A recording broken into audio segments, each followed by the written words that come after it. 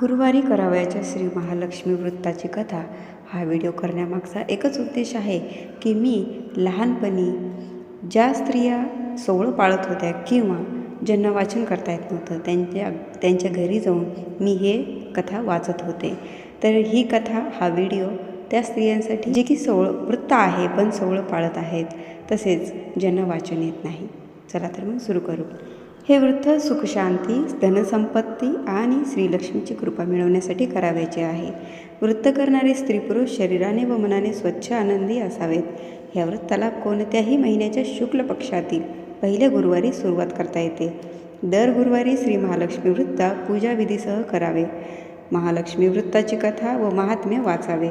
अशा प्रकारे 8 गुरुवार हे व्रत आचरून शेवटच्या गुरुवारी उद्यापन करावे. तसेच हे व्रत वर्षभरही करता येते. वर्षभर दर गुरुवारी आपल्या कुलदेवतेसमोर किंवा देवीच्या छायाचित्रासमोर बसून श्री महालक्ष्मी व्रत कथा व महात्म्य यांचे वाचन करावे. त्याच्या उद्यापनाच्या दिवशी 8 सुवासिनींना किंवा 8 कुमारिकांना घरी बोलवावे. प्रत्येकीला पाटावर किंवा आसनावर बसून ती व्यक्ती महालक्ष्मी स्वरूप समजून तिला हळद कुंकू लावावे. पूजा व आरती संपल्यावर प्रसाद म्हणून फळ आणि या पोथीची एक प्रत प्रत्येकीला द्यावी व नमस्कार करावा. हेच या व्रताचे उद्यापन. पुरुषांनाही हे व्रत करता येते. त्यांनीही महालक्ष्मी महात्म्य व कथा वाचावी आणि उद्यापनाच्या वेळी स्त्रियांच्या किंवा कुमारिकांच्या हातावर हळदी कुंकू वाहून सुवासिक फूल द्यावे, एक पोथी द्यावी व त्यांना देवी स्वरूप समजून नमस्कार करावा. मार्गशीर्षात 4 किंवा 5 गुरुवार आल्यास पहिल्या गुरुवारी हे व्रत सुरू करून 4थ्या किंवा 5व्या गुरुवारी म्हणजे अमावस्या असली तरीही या व्रताचे उद्यापन करावे. व्रताच्या दिवशी उपवास करावा. केळी, फळे, दूध घ्यावे. उपाशी राहू नये. रात्री गोडाचे जेवण करून देवीला नैवेद्य दाखवून सर्वांसह भोजन घ्यावे. हे व्रत संसारी जोडप्यांसाठी पद्मपुराणात सांगितले आहे. काही कारणांनी हे व्रत करताना अडचण येते, तेव्हा त्यांनी दुसऱ्याकडून पूजा करून घ्यावी. उपवास मात्र स्वतः करावा. तो गुरुवार मोजू नये. इतर कोणतेही उपवास असताना हे गुरुवार व्रत आले तरी हे व्रत करावे. रात्री पूजा करावी. वाटल्यास रात्री जेवू नये. ज्यांना हे व्रत दिवसा करता येत नसेल त्यांनी रात्री करावे. फक्त दिवसा भोजन करू नये. निराहार राहू नये. या पोथी श्रवणाचा लाभ सर्वांना द्यावा. पोथी वाचताना एकाग्रता व शांतता असावी. पोथी वाचनाच्या वेळी महालक्ष्मीचे अस्तित्व गुप्त स्वरूपात जाणवेल. शांतता व मनाची एकाग्रता असणाऱ्यांना सुवासही जाणवेल. श्री महालक्ष्मीची स्थापना आणि विसर्जन यांचा पूजाविधी आहे. ही पूजा ब्राह्मणाशिवाय आपणच करावयाची आहे. घरात देवतेचे तोंड पूर्वेकडे किंवा उत्तरेकडे करून स्थापना करावी. घरातील जागा शक्य तर गाईच्या शेणाने सारवावी. फरशी असल्यास ओल्या फडक्याने पुसून त्यावर चौरंग किंवा पाट ठेवून सभोवार रांगोळी काढावी. चौरंग किंवा पाटाच्या मध्यभागी थोडे गहू किंवा तांदूळ वर्तुळाकार पसरून ठेवावे. तांब्याचा किंवा इतर धातूंचा एक तांब्या स्वच्छ घासून त्यात पाणी भरून पाण्यात एक सुपारी, पैसे व दुर्वा घालाव्यात. कलशाच्या तोंडावर 5 प्रकारच्या झाडांच्या डहाळे किंवा 5 झाडांची प्रत्येकी 5 पाने रचून त्यावर नारळ ठेवावा. नारळाची शेंडी वर असावी. कलशाच्या बाहेरच्या अंगाला सर्व बाजूंनी हळदी कुंकवाची बोटे लावून तयार केलेली कलश पाटावरील तांदळाच्या किंवा गव्हाच्या वर्तुळावर ठेवावा. श्री महालक्ष्मीचे यंत्र पुठ्ठ्यावर चिटकवावे किंवा त्या चित्राची तस्वीर कलशाला टेकून समोर ठेवावी. नंतर स्वतः ओम केशवाय नमः, ओम नारायणाय नमः, ओम माधवाय नमः असे म्हणून आचमन करावे. ओम गोविंदाय नमः असे म्हणून पळीने पाणी हातावर घेऊन ते तामणात सोडावे. नंतर तुळशीपत्राने किंवा दुर्वेने तस्वीरावर व कलशावर थोडे पाणी शिंपडून देवीला स्नान घालावे. हळद कुंकू फुले अर्पण करून अगरबत्ती व धूप दाखवावा व दीपाने ओवाळावे. नैवेद्य अर्पण करून मनात देवीला आपली विनंती करावी. श्री महालक्ष्मीसमोर पाटावर बसून कथा व महात्म्य वाचावे. वाचता येत नसल्यास किंवा अडचण आल्यास दुसऱ्यांकडून वाचून घेऊन ऐकावे. हात जोडून मनात देवीला आपली इच्छा सांगून ती पूर्ण करायची विनंती करावी. श्री महालक्ष्मी नमन अष्टक व आरती निरांजन ओवाळावे. साष्टांग नमस्कार घालावा. रात्री परत लक्ष्मीची पूजा करून गोड पदार्थाचा महानैवेद्य दाखवावा. गाईसाठी अन्न काढून त्या दिवशी किंवा दुसऱ्या दिवशी नेऊन द्यावे. नंतर कुटुंबातील इतर माणसांसह भोजन करावे. दुसऱ्या दिवशी सकाळी स्नान केल्यावर कलशातील ढाळ्या किंवा पाने निरनिराळ्या 5 ठिकाणी ठेवावे. समुद्र, नदी, विहीर, तलाव किंवा तुळशी वृंदावन अशा ठिकाणी कलशातील पाणी ओतावे. नंतर पूजा केलेल्या ठिकाणी 3 वेळा हळद कुंकू वाहून लक्ष्मीचे स्मरण करून नमस्कार करावा. याप्रमाणे त्या महिन्यातील दर गुरुवारी व एकंदर 8 गुरुवार होईपर्यंत हे पूजन करावे. मार्गशीर्षात पहिल्या गुरुवारपासून सर्व गुरुवारी हे व्रत करावे. श्री महालक्ष्मीने दरवर्षी हे व्रत करणाऱ्यांना मी सुखी व समृद्ध करीन असे अभिवचन दिल्याचे पद्मपुराणात सांगितले आहे. या व्रताला केशरी व्रतही म्हणतात.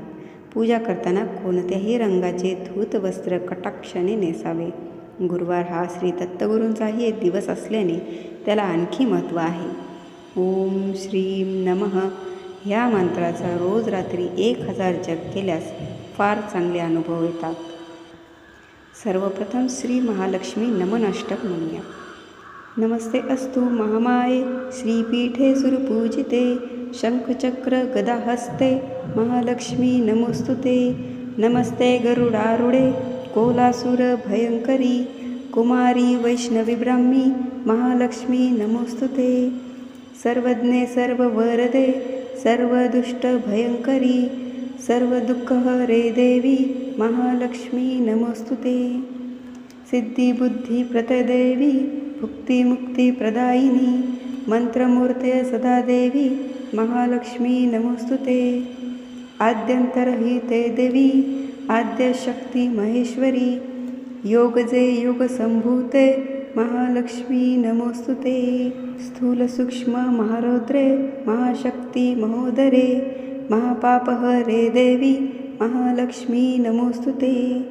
पद्मासनस्थिते देवी परब्रह्मस्वरूपिणी परमेशी जगन्माता महालक्ष्मी नमोस्तुते.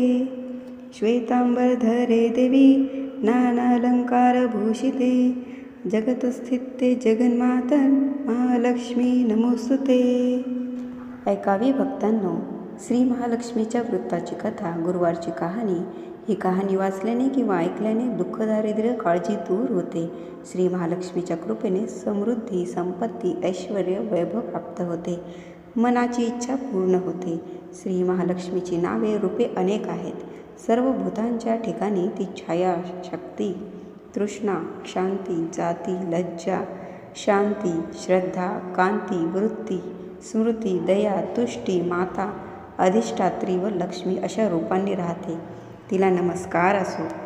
कैलासावर पार्वती, क्षीरसमुद्रात सिंधुकन्या, स्वर्गात महालक्ष्मी, भूलोकी लक्ष्मी, ब्रह्मलोकी सावित्री, गोलोकी राधिका, वृंदावनी रासेश्वरी, चंदनवनी चंद्रा, चंपकवनी गिरिजा, पद्मवनी पद्मा, मालतीवनी मालती, कुंदनवनी कुंददंती, केतकीवनी सुशीला, कदंबवनी कदंबमाला, राजप्रसादी राजलक्ष्मी, घरोघरी गृहलक्ष्मी अशा विविध नावांनी श्री महालक्ष्मी ओळखली जाते. अशा सर्वांच्या परिचयाच्या व सर्वानुभूती असलेल्या श्री महालक्ष्मीची ही कहाणी आहे. द्वापार युगात भारतभूमीतील सौराष्ट्र देशात भद्रश्रवा नावाचा राजा राज्य करी. तो पराक्रमी होता. 4 वेद, 6 शास्त्रे, 18 पुराणे यांचे सम्यक ज्ञान त्याला होते. त्याला सूरजचंद्रिका नावाची राणी होती. राणी देखणी, सुलक्षणी व पतिव्रता होती. त्या दोघांना 7 पुत्र व त्यांच्या पाठीवर 1 कन्या झाली. कन्येचे नाव ठेवले होते शांबाला. एकदा महालक्ष्मीच्या मनात आले, आपण त्या राजाच्या राजप्रासादी राहावे. त्यामुळे राजा अधिक सुखी होईल व प्रजेला अधिक सुख देईल. गरिबाकडे राहिले तर तो सारी संपत्ती स्वतः करताच खर्च करील. म्हणून महालक्ष्मीने वृद्ध ब्राह्मण स्त्रीचे रूप घेतले व ती काठी टेकत टेकत सूरजचंद्रिका राणीच्या महालासमोर उभी राहिली. म्हातारी असली तरी ती तेजस्वी दिसत होती. तिला पाहताच एक दासी पुढे आली. दासीने वृद्ध ब्राह्मणीची नीट विचारपूस केली. वृद्ध ब्राह्मणीचे रूप घेतलेली श्री महालक्ष्मी माता म्हणाली, बाळ, माझं नाव कमळा. माझ्या पतीचं नाव भुवनेश. आम्ही द्वारकेला राहतो. तुमची राणी पूर्वजन्मी एका वैश्याची पत्नी होती. तो वैश्य फार दरिद्र होता. रोज त्या दोघांची भांडणं होत. मग नवरा तिला खूप मारझोड करी. या जाचाला त्रासलेली ती वैश्य पत्नी कंटाळली आणि घर सोडून गेली. राणीवणी उपासी भटकू लागली. तिची ती दशा बघून मला तिची दया आली. धनसंपत्ती, सुख व समृद्धी देणाऱ्या श्री महालक्ष्मी वृत्ताची मी तिला माहिती सांगितली. माझ्या सांगण्याप्रमाणे तिने लक्ष्मी वृत्त केलं. तिला महालक्ष्मी प्रसन्न झाल्यामुळे तिचं दारिद्र्य संपलं. तिचं घर संतती, संपत्ती व समृद्धीनं भरलं. तिच्या जीवनात आनंदी आनंद आला. पुढे ते पती-पत्नी निधन पावले. लक्ष्मी वृत्त केल्यामुळे ती दोघं लक्ष्मी लोकात वैभवात राहिली. त्यांनी जितकी वर्ष श्री महालक्ष्मी वृत्त केलं तितकी 1000 वर्ष त्यांना खूप भोग मिळाले. या जन्मी त्यांचा जन्म राजकुळात झाला आहे. पण त्या राणीला लक्ष्मी वृत्ताचा विसर पडला आहे. त्याची आठवण करून देण्यासाठी मी मुद्दाम आले आहे. वृद्धेचे ते बोलणे ऐकून दासीच्या मनात जिज्ञासा उत्पन्न झाली. तिने वृद्धेला नमस्कार केला व म्हणाली, माताजी, मला त्या वृत्ताची माहिती व पूजाविधी सांगा. वृद्धेच्या रूपातील महालक्ष्मीने दासीला लक्ष्मी वृत्ताची माहिती दिली व महिमा सांगितला. मग ती दासी त्या वृद्धेचे उपकार मानून व तिला नमस्कार करून राणीला निरोप सांगण्यासाठी अंतपुरात गेली. राजवैभवात लोळणाऱ्या त्या राणीला आपल्या ऐश्वर्याचा फार गर्व झाला होता. संपत्तीमुळे व सत्तेमुळे ती उन्मत्त झाली होती. म्हातारीचा निरोप ऐकून ती रागारागाने व तावातावाने आली. त्या वृद्ध ब्राह्मण स्त्रीला फटकळपणे बोलली. तिला धक्काबुक्की केली. ती वृद्ध ब्राह्मण स्त्री म्हणजे प्रत्यक्ष लक्ष्मीच होती. हे काही राणीला कळले नाही. राणीचा तो उद्धटपणा पाहून महालक्ष्मीने तेथे न राहण्याचा व स्वस्थानी जायचे ठरवले. ती राजद्वारातून निघाली. वाटेत तिला शांबाला भेटले. शांबालेला सगळी हकीकत कळली. तिने त्या वृद्ध ब्राह्मणीची क्षमा मागितली. तेव्हा श्री महालक्ष्मीला तिची दया आली. तिने शांबालेला लक्ष्मी वृत्ताची माहिती सांगितली. तो दिवस होता मार्गशीर्ष महिन्यातला पहिला गुरुवार. राजकन्येने महालक्ष्मीचे वृत्त सांगितल्याप्रमाणे भावभक्तीने केले. त्यामुळे सिद्धेश्वर राजाच्या मालाधर या राजपुत्राशी तिचा विवाह झाला. ती पतीसह राजवैभवात नांदू लागली. इकडे मात्र महालक्ष्मीचा कोप झाल्यामुळे भद्रश्रवा व राणी सुरतचंद्रिका यांचे राज्य, ऐश्वर, वैभव सर्व गेले. त्यांची अन्नान्न दशा झाली. एके दिवशी सुरतचंद्रिका आपल्या पतीला म्हणाली, आपला जामात राजा आहे, खूप श्रीमंत आहे. त्याच्याकडे जा, आपले हाल सांगा, त्याला दया येईल, तो आपल्याला सहाय्य करेल. त्याप्रमाणे भद्रश्रवा जावयाच्या राज्यात आला. तो तळ्याच्या काठी बसला असताना पाणी नेण्यासाठी आलेल्या शांबालेच्या दासींना तो दिसला. त्याची राजलक्षणे जाणून दासींनी त्याचे नावगाव विचारले. तो शांबाला राणीचा पिता आहे हे कळल्यावर दासी धावत धावत शांबालेकडे गेल्या.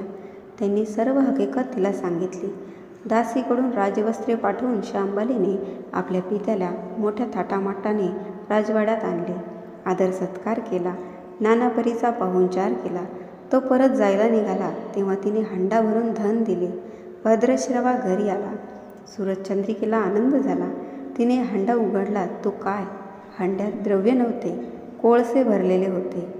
महालक्ष्मीच्या अवकृपेने हा चमत्कार घडून आला होता. काही दिवसांनी सुरतचंद्रिका आपल्या लेकीच्या घरी गेली.